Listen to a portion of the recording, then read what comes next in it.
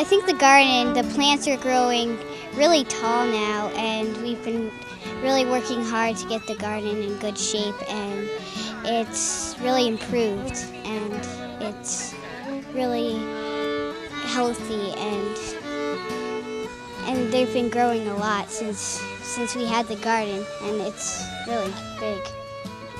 I like to plant and water the garden, and it's fun.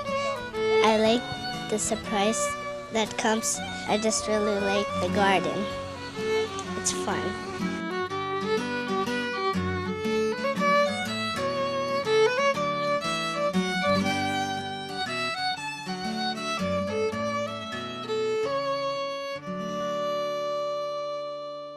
Some months back, some teachers came with the concept of starting a community garden here at Dutch Neck. This is one of the more exciting things that I think we've taken on in the last few years. It is a garden that's going to be accessible by students, by teachers, and the community. It's a very, very exciting time for us right now. Last year I approached Mr. Feder, our principal, because I had worked at a couple other schools where we had school gardens, and I got to see from being a teacher at those schools and working with kids out in the gardens what a wonderful experience it can be, a learning experience.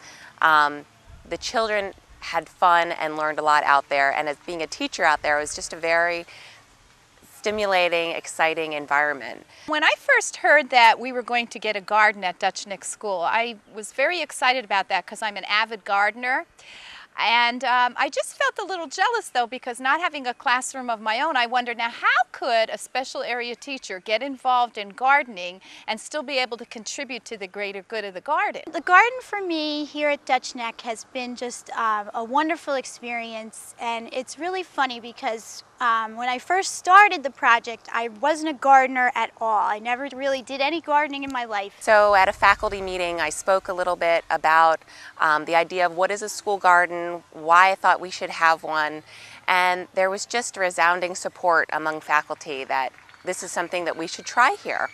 The first thing I thought I should do is get on board and join the gardening committee. We started a garden committee comprised of faculty and administration, and lots of people came out to support and find out what is this all about, how can they be a part of it, and it was just really great how many people showed an interest. When I first heard about the garden committee, I decided that I wanted to be a part of that because I thought it was important that the health office get incorporated into what they were planning to do. The next step was really doing some research of different schools in our area that have school gardens.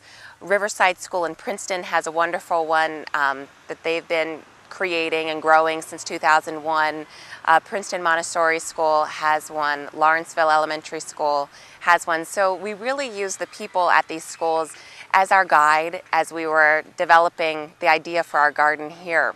The next step was really picking a school site. So we looked at different areas on the school property where it would be conducive to having a garden, the light, the drainage, access to water. The garden was chosen to be in a spot very specific. When you go back to our garden, that path leads directly to the garden, and then past the garden, an actual outdoor classroom. So a teacher can actually teach a lesson, walk the children over in a matter of seconds to work in the garden to follow up on the lesson. So the direct instruction followed by active learning is a very exciting thing. All outside in the real environment, using real bugs, real butterflies, real botany, real everything. We connected with some experts from different organizations, such as the Northeast Organic Farming Association, and Mikey Azara is their outreach coordinator. He's been really supporting us and coming over and teaching some garden lessons with our children.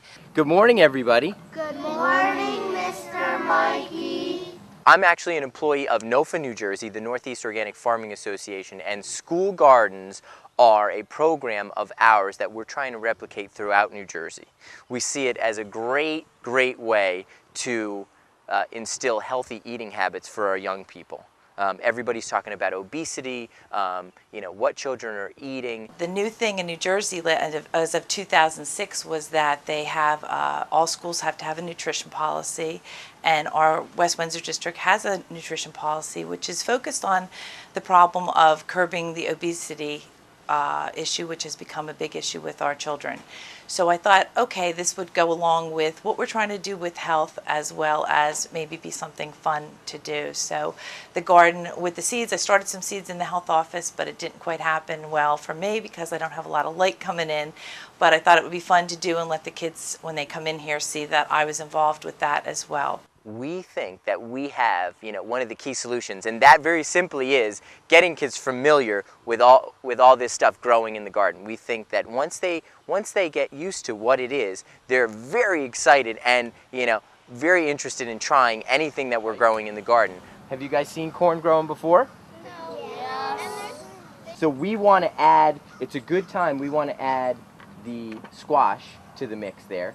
We went around, I took photographs of different gardens at different schools to get an idea of our layout and our plan. Then, fortunately our school was able to find the funds to build the raised beds, to install the fence, to put down mulch as an inside border and an outside border, to really kind of set the stage for this wonderful garden. Starting a garden from scratch was hard work. So one of the first jobs I had was to help with the mulch. Very busy job and very time-consuming and hard. Now I have to be honest, I'm not a gardener. However, I'm becoming a gardener. I've been so excited now to learn about gardening, and I've been reading tons of books about gardening, and what I am so thrilled about doing is helping my students that I've been teaching for 15 years, second graders, and bringing the science and exciting them and bringing the science outside to the garden has been just so incredible. They are so enthusiastic, just watching their things grow, learning about the life cycles of the insects in the real life setting has just been so thrilling for them. Watching their plants grow and seeing the joy on their faces. We did the Three Sisters corn, beans, and squash for our Native American unit. And when the kids saw the corn sprouting up, it was just amazing to see their faces light up. It was important to us that one of the goals of the garden was to really tie it to the curriculum that we're already currently teaching. For us to look for meaningful ways to use the garden as a tool to really teach the lessons that we were teaching anyway, but in more meaningful ways and making it more of a real life lab. We're really trying to integrate it with the curriculum of each grade level. So in second grade, we really focus on the Three Sisters garden, so we're growing corn, beans, and squash. We will try to harvest these things. Third grade, New Jersey crops. So we're talking about blueberries and tomatoes and basil, and we've got a great crop of lettuce here, so we're focusing on those things. So there are connections to be made with each grade level, and then we really focus on getting this stuff into the cafeteria to show them that connection. We call it from garden to table. We teach as part of our social studies curriculum Native Americans. In studying the Eastern Woodlands region, specifically the Iroquois, we know that they planted a Three Sisters garden consisting of corn, beans, and squash. And so what we did was we studied, the needs of the Native American people, the needs of the Iroquois, and we studied about companion gardening and how Three Sisters are a type of companion gardening. And then we were able to, all the second grade classes brought their kids out to the garden to do lessons and actually planting of our own Three Sisters garden. Push it in and cover it up. Okay? Is there already one? That guy's a guy. Just pick a spot. Yeah. Other than the science connections, the amazing math connections, the literature connections, all aspects of our curriculum easily integrate into having a community garden. Having real-life experiences is a far better way to learn than only from textbooks. Really, it's been the philosophy, build it and they will come. And that's what we've seen happening here. We've built the garden and classes are coming out and they're using it. Teachers are using it as a resource. Kids are coming out to help with the maintenance of the garden, the weeding, the watering. We have an after-school club where the children have helped participate in planting a butterfly garden, and they also help with the chores of the garden. So I think they really feel ownership of the garden. I'm thrilled to have it here at our school so that we have this real-life outdoor setting for the kids to just enjoy and learn and be excited about science. It's just been thrilling. As part of our science curriculum in second grade, we teach a unit on insects. And a garden there's no better place to teach about insects than in a garden. So we've talked a lot about insects, but we've brought the children out so we can actually catch insects, be observing them up close, observing them in their natural habitat.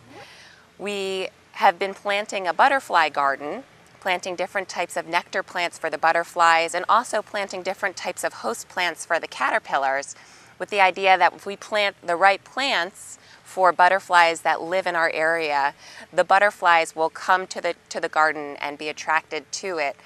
It was very exciting yesterday in our gardening club. After planting all of these plants, we had our first visitor. A cabbage white butterfly came and visited each one of the nectar plants, and you could just hear the children's excitement as this butterfly, came and sat on the different plants. At first they were, screaming, "Oh my gosh, a butterfly!" And then they all were going, "Shh, shh, shh, don't scare it away. It's our first visitor." So you could just feel the excitement that we had built something together, and it worked. The butterflies were coming. So I'm gonna bunch up the lettuce, and then you'll take the scissors, okay, and I'll point to where we're gonna cut it. We learned about Mikey Azara, the outreach coordinator at NOFA, the Northeast Organic Farming Association, from the Lawrenceville Elementary School, because he was working with them to help them develop their school garden. We actually learned about him from an article in the local paper about the school garden and about tying in the nutritional benefits of having a school garden, encouraging children to eat fruits and vegetables that they grow themselves. And he was a perfect fit for what we were trying to do here at Dutch Neck. So we contacted him, and fortunately he was able to fit into his schedule coming over to Dutch Neck and assisting us, as he's been assisting Lawrenceville, in teaching some garden lessons, coming once a week, helping us harvest what we're growing, just helping to make it a more meaningful experience for the students and for the teachers. I think having Mikey out in the garden assisting and teaching lessons has made teachers feel more comfortable bringing their classes out there, just to know that someone is an expert and someone that has a farming and gardening background is there to answer any questions the children might have. Now, anybody know what kind of plant they are? What I mean is how they grow. Is there anything unique about how they grow? We've been trying to pick days and times so it would be accessible for all the different grade levels, K through 3. That way, the different teachers at different grade levels can come up with lessons that are linked to the curriculum they're currently teaching. Does the worm have a tongue? Yeah. Something that's critical for a project such as making a school garden work is really having a lot of parental support. And we are really fortunate here at Dutch Neck that we have a great PTA, we have a great parent population. They're always eager to pitch in and help us with different projects. That was really evident on our Garden Volunteer Day, which was a Saturday in April, where many parents and families came out to help us in getting the garden really ready for planting. We saw so many different facets of the community. People who we don't always see at meetings, parents who don't always have the time to come in during the school days, were here, out with their families. The rotation of families, some were available for half an hour, some stayed the whole time. We had a lot of backbreaking work, such as removing sod, laying down mulch, doing some weeding. People came out with their wheelbarrows and their tools, really ready to work, the children and parents included. So it was a great day because there was a lot of energy and people working together and really feeling a sense of accomplishment at the end. By the end of that day, the garden looked like a whole new place because of one day of the community getting together to make it special. We'll cut it right here, my friend. Okay. Yep. And? Snip. Beautiful. Here you go, my friend. All right, you want to cut this big bunch? Nice. And into the basket. Keeping a garden going doesn't just take manpower, it also takes a financial commitment. And we are very grateful here at Dutch Neck to have a wonderful PTA that provides much of the funding for our garden. Recently, a few of us were able to receive a grant from the West Windsor Plainsboro Education Foundation, and the $1,000 that we received will help our children to get the tools and supplies they need for our garden, things such as watering cans and outdoor thermometers, clipboards, magnifying glasses, all the things that young scientists need to be successful in their endeavors. Committed staff, administrative support, committed PTA, and students that would not have it any other way but to be out in that garden on a regular basis. Okay, everybody listen up. We are going to take these salad greens into the cafeteria. I'm going to put them in a big sink full of cold water. I'm going to rinse them off, get them nice and clean, and then I'm going to dry them and serve them in the cafeteria. Okay? Cool. Okay. We're about to take this stuff up to the cafeteria, and we'll be serving all of this lettuce here up in the cafeteria, and we will be amazed how many hands go up. The kids have harvested lettuce, and the whole cafeteria has had a chance to eat the lettuce. I know that Scott, the principal, is very excited, and you almost have to see it to believe it that these kids are actually eating this stuff. Kids going outside, taking the lettuce out of the garden, and then eating it. Kindergarten through third graders eating lettuce in the cafeteria that they grew themselves. Who wants that? Okay, I'm going to put it on your tray. Students are seeing the value of organic food by all the aspects of it, from start to finish. It is an amazing experience, and watching them do this, the excitement, it's been a whole lot of fun to watch it, and the learning involved in that has been tremendous. I hope the Dutch Neck Garden flourishes for many years to come. In the education system, sustaining a project this large is one of the more complicated and complex things that we do. To make that happen, we're building systems now that will survive even the people. We want it to be a thing that is so invaluable to the school that there's no choice but to make sure this garden thrives and continues to grow. The garden project for me has really been a labor of love. It's something that I just believed in my heart was something wonderful for the school. It was going to be something wonderful for our students, our teachers, our families here. And it really has turned out to be that way. I just love the garden because it's just a wonderful outdoor classroom setting to bring what we do in the classroom to real life. This garden is growing as gardens do. We'll expand upon it, we'll make it even more special, but the kids will have it no other way. They will make sure this garden stays alive because that's where they're going to want to be to learn about so many things about life. I'm so happy that it's actually come to fruition and we can just make it grow from here. There are so many wonderful possibilities. I hope children at Dutch Neck School will continue to get their hands dirty in the garden for many years to come.